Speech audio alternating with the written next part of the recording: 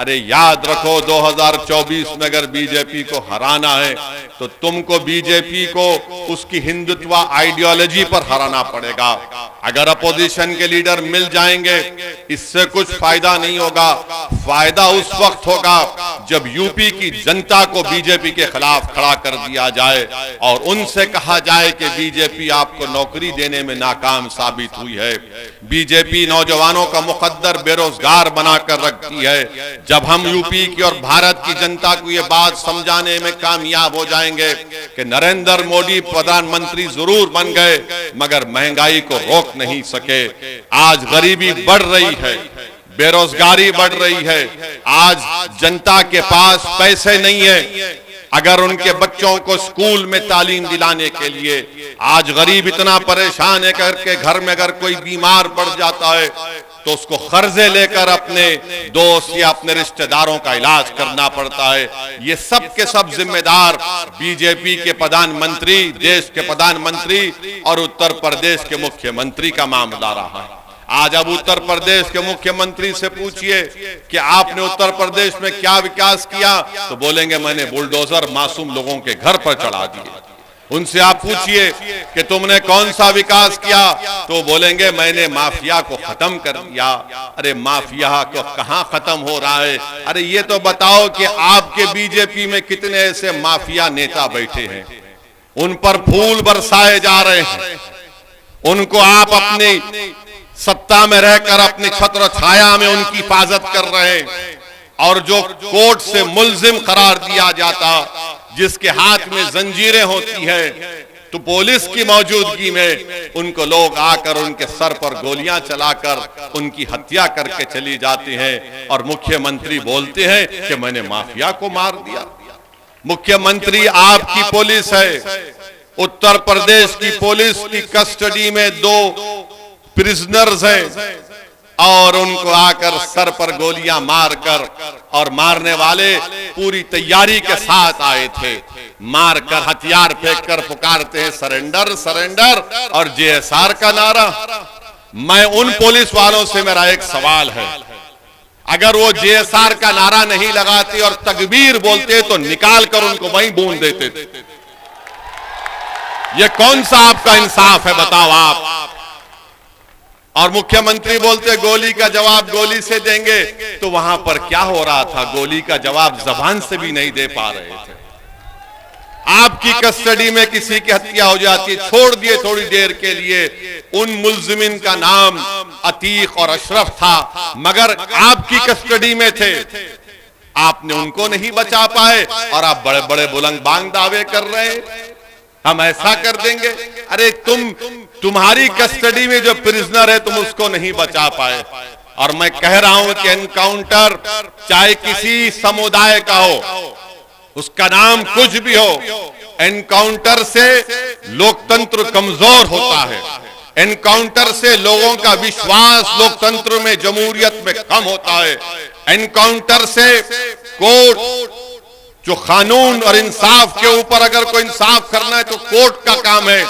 जनता का एतमाद कोर्ट से कम हो जाएगा, जनता का एतमाद पुलिस से कम हो जाएगा, क्योंकि अगर कोई सत्ता में बैठकर ये तय करेगा कि कोर्ट फैसला नहीं देगा, मैं गोली से इंसाफ करूंगा, तो जमहूरियत खत्म हो जाएगी।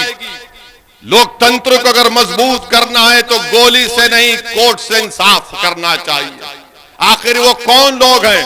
मैं फिर से पूछ रहा हूं उत्तर प्रदेश के मुख्यमंत्री से कि जिन लोगों ने इलाहाबाद की सरजमीन पर उन दोनों को गोली मारी, आखिर वो कौन लोग हैं कि उनके एक जो जिसने गोली मारी उसके घर पर झोपड़ी में रहती है उसकी मां, आखिर कैसे उसके पास 8-8 लाख के 2 वेपन आए 16 लाख के? क्या इनको पैसा पाकिस्तान से आया? योगी आदित्यनाथ बताओ हमको, क्या आईएसआई ने उनको पैसा दिया था? क्या ये लश्कर तैयबा के एजेंट थे या नाथूराम गोडसे की नाजायज औलाद थी?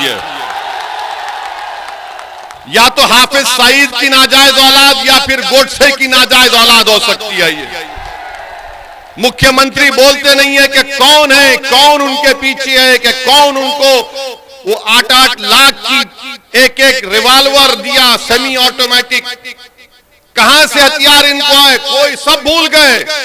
मीडिया वाले 3 दिन 4 दिन तक खूब चलाए, उसके बाद बाबा के राज में जो हो रहा वो खामोश बैठ गए, बोले महाराज का मामला है। अरे ये तो दिखाते कि भाई कहां से वो रिवॉल्वर आई, 8-8 लाख के 2-2 वेपन, 16 लाख की वेपन। अच्छा आप ये बात समझो, हम यहां पर दासना को क्यों आए? एक तो हाजी आरिफ, हम उनको बहुत मोहब्बत करते, बहुत चाहते उनको।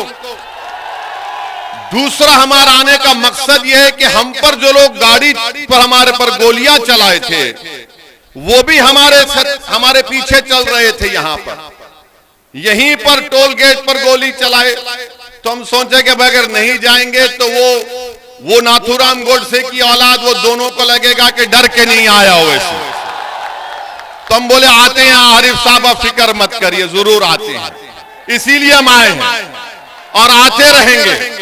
हम इन नाजायज नाथूराम गोडसे के औलाद को कहना चाहेंगे कि गोलियों से हम डरने वाले नहीं हैं, मौत से डरने वाले का नाम असदुद्दीन ओवैसी नहीं है।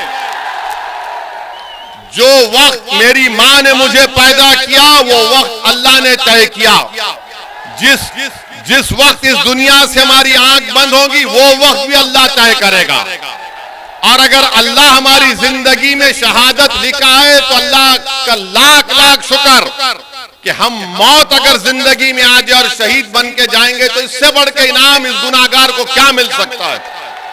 मगर तुम्हारी गोलियां, तुम्हारी ताकत, तुम्हारा जुल्म हमारी आवाज को दबा नहीं सकेगा। हम जालिम को जालिम बोलेंगे और तुम्हारी गोलियों का जवाब हम सीना तान कर मुकाबला करेंगे, मगर अपने सरों को नहीं झुकाएंगे। तो मेरे अजीज दोस्तों और बुजुर्गों, आपसे यही इल्तिजा और गुजारिश है कि आप अपने वोट का सही इस्तेमाल करिए। वो गलती मत करिए जो आपने विधानसभा के चुनाव में की थी और आपने समझा कि अखिलेश भैया भाजपा को हराएंगे। अखिलेश भैया नहीं कर सकते, वो बेचारे गम के पैंडल साइकिल पर मार रहे हैं, गम के पैंडल साइकिल पर मार रहे हैं। रहा सवाल उत्तर प्रदेश के मुख्यमंत्री का, मैं फिर से कह रहा हूं कि आप धर्मगुरु भी हैं, आप योगी भी हैं और आप एक नेता भी हैं। क्या आपको ये जेब देता था कि असेंबली में खड़े होकर आप बोलते कि हम मिट्टी में मिला देंगे? देश के सबसे बड़े प्रदेश के मुख्यमंत्री हैं और अखिलेश यादव को बोलकर कह रहे हैं कि मिट्टी में मिला देंगे। हाँ, अगर आप बोलते अखिलेश यादव तुम्हारी पार्टी को मिट्टी में मिला दूंगा, तो हम भी बोलते आमीन। मगर किसी व्यक्ति को मिट्टी में नहीं मिला सकते आप, चाहे वो किसी समुदाय का हो। जो ऊंचे पद पर बैठता है, उसकी जबान से इस तरह के अल्फाज निकलना, और ऊपर से उत्तर प्रदेश के मुख्यमंत्री और उनके अतराफ के दोस्त और खास तौर से उनका जो समुदाय है, वो कहता है कि 2029 में बाबा दिल्ली जा रहे हैं। तो भाई ख्वाब देखने में कोई बुराई नहीं है, आप ख्वाब देखिए, मगर अगर आप ये देख रहे हैं कि दिल्ली जाऊंगा, तो फिर इस तरह के अल्फाज अगर आप इस्तेमाल करेंगे तो जिंदगी भर वो वीडियो लोग दिखाते रहेंगे कि वो शख्स है जिसने विधानसभा में खड़े होकर इस तरह की वाहियात बात की। तो मेरे अजीज दोस्तों और बुजुर्गों, जो बड़ा बड़ा नरेंद्र मोदी आजकल बोलते हैं पसमानदा मुसलमान, पसमानदा मुसलमान, हम भारत के प्रधानमंत्री से और उत्तर प्रदेश के मुख्यमंत्री से पूछना चाहते हैं, क्या यह सच नहीं है कि हायर एजुकेशन में सबसे कम अगर कोई है तो मुसलमान है, सबसे कम मुसलमान है? और नरेंद्र मोदी और बीजेपी आरएसएस रोज बाजा बजाती पसमानदा मुसलमान, पसमानदा मुसलमान। अरे तुम बाजा बजा रहे तो कुछ तो करो। भारत सरकार का डेटा, आज इंडियन एक्सप्रेस में एक आर्टिकल छपा है, भारत सरकार का डेटा बता रहा है कि पूरे देश में जो हायर एजुकेशन में यानी 12वीं 12th क्लास के बाद जो एनरोलमेंट होता है, किसका हुआ है? दलितों का 4%, आदिवासियों का 11%, ओबीसी का 4%, अपर कास्ट लोगों का 13% और मुसलमानों का 8% कम हुआ है पूरे भारत में। और उत्तर प्रदेश में कितना कम हुआ है? उत्तर प्रदेश में अल्पसंख्यक समाज मुसलमान की आबादी 20% है और कितने मुसलमान समाज के हायर एजुकेशन में पढ़ रहे? 4.5%। पूरे भारत में अगर 1,80,000 मुसलमान का ड्रॉप आउट हुआ है हायर एजुकेशन एनरोलमेंट में, तो उत्तर प्रदेश में 58,365 का ड्रॉप आउट हुआ। क्यों मोदी जी आप झूठ बोलते? पसमानदा मुसलमान को करो। अरे आप ही के राज में इतने बुरे दिन आ गए कि 58,000 मुस्लिम बच्चे और बच्चियां हायर एजुकेशन से उत्तर प्रदेश में निकल जाती है। सिर्फ 4% हायर एजुकेशन में। क्यों है? क्योंकि मोदी जी ने फेलोशिप को खत्म कर दिया मौलाना आजाद की, क्योंकि एनकाउंटर के नाम पर डर फैला दिया जाता है, डराया जाता है तो लोग डरते हैं, नौकरी नहीं मिलती। जब पढ़ेंगे नहीं तो नौकरी नहीं मिलती। बल्कि पीएलएफएस का डेटा है कि अगर किसी का नाम मुसलमान है और किसी का नाम दलित है, आदिवासी है और पंडित है, तो सबको इंटरव्यू का कॉल आता। किसको नहीं आता? मुसलमान को नहीं आता। ये सच्चाई को बयान कर रहा हूं। और ये समाजवादी कांग्रेस के लोग ओवैसी भड़काऊ भाषण देता। अरे मेरा भड़काऊ भाषण नहीं होता है, मैं सच्चाई को बयान कर रहा हूं, डेटा की बुनियाद पर बयान कर रहा हूं। तुम सच्चाई को कबूल नहीं करना चाहते। एक तो भारत के प्रधानमंत्री और उनकी पार्टी बोलती सबका साथ, सबका विकास, सबका विश्वास। कहां का सबका साथ हो रहा है? उत्तर प्रदेश में जहां से प्रधानमंत्री एमपी हैं, उस प्रदेश में 58,365 मुसलमान हायर एजुकेशन में ड्रॉप आउट है। क्यों आपने स्कॉलरशिप नहीं देते? और बोले जाते हैं। और फिर अखिलेश यादव, बहुजन समाज, ये कांग्रेस नहीं ओवैसी वोट काटता है। अरे इसमें क्या है बताओ? तुम मुंह क्यों नहीं खोलते इसके बारे में? एनकाउंटर हुआ तो मुंह नहीं खोलते। मगर मेरे अजीज दोस्तों और बुजुर्गों, इसीलिए हम आपसे कह रहे हैं कि आपको अपने जमीन से अपने नेता को बनाना। मैं दासना को आया, यूपी को आया और आता रहूंगा। आप जो फैसला लो मैं तो आता रहूंगा। अगर आप इसको कहेंगे कि ये एक तरफा मोहब्बत है तो यकीनन एक तरफा मोहब्बत है। मैं आपसे कुछ नहीं चाहता हूं, मैं सिर्फ ये चाहता हूं कि आप एक सियासी ताकत बनिए, अपनी एक सियासी आवाज को मजबूत बनाइए। याद रखो, आसमानों से कोई उतर कर आने वाला नहीं है, जमीन से आपको अपना नेता बनाना पड़ेगा। मैं अपने आप को नेता बनाने नहीं आया हूं। मैं चाहता हूं कि आपकी आवाज, आपकी वोट की ताकत और अहमियत बने। आप बताओ कि क्या हो रहा है उत्तर प्रदेश में? अब तो महिलाओं को लेडी डॉन मीडिया लिखती है। महिलाओं को दिखाकर मीडिया दिखाता है लेडी डॉन। अब वो दिन दूर नहीं है कि जब एक 12 साल के बच्चे को बताया कि कहा जाएगा ये बच्चा डॉन, महिला डॉन, बच्चा डॉन। अब वो दिन भी दूर नहीं है कि अगर किसी का बच्चा अपनी मां के कोख से पैदा हुआ तो ये रोता हुआ बच्चा बड़ा होकर डॉन बनेगा। मीडिया को रोटी सेकना है। और भारत के प्रधानमंत्री तो माशाल्लाह उसमें तेल डालने का काम करते हैं। केरल में एक पिक्चर रिलीज हुई और उसके ऊपर प्रधानमंत्री कह रहे हैं भाइयों बहनों पिक्चर देखो। अरे देश के प्रधानमंत्री हैं आप या कोई पिक्चर के प्रमोटर हैं आप? मानता हूं कि भारत के प्रधानमंत्री की तरह कोई एक्टिंग नहीं कर सकता। अखिलेश भी कोशिश कर रहे हैं मगर फ्लॉप हो रहे हैं।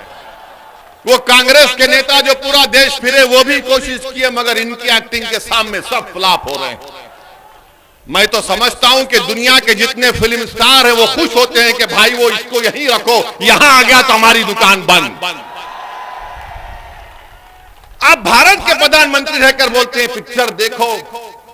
भारत के प्रधानमंत्री, आप नहीं जानते क्या? मैं आपको हिस्ट्री, तारीख बता रहा हूं। हिटलर ने 70 लाख यहूदियों को खत्म किया था। 70 लाख यहूदियों को हिटलर ने खत्म किया था। कैसे खत्म किया था? इसने अपने दौर में कहा था कि यहूदियों के खिलाफ गाली गलौज करो, हेट स्पीच दो, कि ये जर्मनी से मोहब्बत नहीं रखते, ये आर्यन रेस से नहीं है, ये जर्मनी के गद्दार हैं। फिर हिटलर ने क्या किया? पिक्चर बनाना शुरू किया। 1940 में हिटलर ने पहली पिक्चर बनाई थी यहूदियों के खिलाफ। उसका जर्मन लैंग्वेज से अगर ट्रांसलेशन तर्जुमा करेंगे तो उसका पिक्चर का नाम था द इटर्नल जू। उसमें क्या दिखाया गया? ये यहूदी जर्मनी के गद्दार हैं, ये जर्मनी के अंदर घर के दुश्मन हैं। देश के प्रधानमंत्री, जर्मनी की तारीख आपके सामने है, जर्मनी की तारीख आपके सामने है, उसको आप नजर रखो। आप जिस देश को, ये बहुत बड़ा देश है, इस देश की खूबसूरती, इसका कल्चर है, इसका मजहब है, इसकी जबानें हैं, वो पिक्चर को दिखा रहे। अरे वो पिक्चर बनाने वाला कितना कमजर्फ है। पहले कहा कि 32,000 महिला आईसीस में चले गई। जब कोर्ट में केस गया तो कहा कि सिर्फ तीन। अरे वो गई तो तुमको क्या, तुम क्या पिक्चर बनाकर पूरे बुर्खापोश खवातीन को बदनाम करोगे? तुम क्या पूरे समुदाय को बदनाम करोगे? और भारत में जितने मुसलमानों के मजहबी तंजीमें हैं, उन सब ने आईसिस के खिलाफ फतवा दिया, कहा ये दहशतगर्द है, आतंकवादी हैं। तुम वो नहीं दिखाते। और किसी ने हमसे कहा कि उस पिक्चर में ओवैसी तुम्हारी तकरीर भी दिखाई गई। तो हम मानते हैं कि हमारी तकरीर को सुने बगैर हमारे दुश्मन का भी पेट में दर्द नहीं कम होता। इनको लगता है कि जब तक ओवैसी का भाषण नहीं सुनेंगे हम में मर्दानगी नहीं पैदा होगी। तो सुनो, सच्चाई पर मुमन्नी है, झूठ पर हम नहीं बोलते, लंबी लंबी नहीं छोड़ते। भाइयों बहनों, 15 लाख आ जाएगा। भाइयों बहनों, हर साल 2 करोड़ नौकरियां मिलेंगी, अच्छे दिन आ जाएंगे। तो ये पिक्चर बना रहे हैं। अरे महंगाई पर पिक्चर बनाओ, किसान को फर्टिलाइजर नहीं मिल रहा है, नहीं बनाएंगे। अरे पिक्चर बनाओ कि घर में गरीब के पास पैसे नहीं है, सेविंग्स खत्म हो रही हैं। भारत में 20% गरीब और गरीब हुआ है। कितना? 50%। अगर एक गरीब 100 रुपये कमा रहा था, आज 50 रुपये कमा रहा है। और अगर कोई दौलतमंद 100 रुपये कमा रहा था, आज 140 रुपये कमा रहा है। ये नरेंद्र मोदी का सबका साथ, सबका विश्वास, ये गरीबों से मोहब्बत बीजेपी की है कि गरीब जो 100 रुपये कमा रहा था, आज 50 रुपये कमा रहा है। सबसे गरीब जो दौलतमंद 100 रुपये कमा रहा था, 140 रुपये कमा रहा है। तो भारत के गरीबों को फैसला करना है, भारत के मजलूमों को फैसला करना है। बीजेपी को शिकस्त दीजिए, बीजेपी को हराइए। ये समाजवादी और बहुजन समाज पार्टी बीजेपी को कामयाब करवाना चाहती है। अपने इत्तेहाद को कमजोर मत होने दीजिए।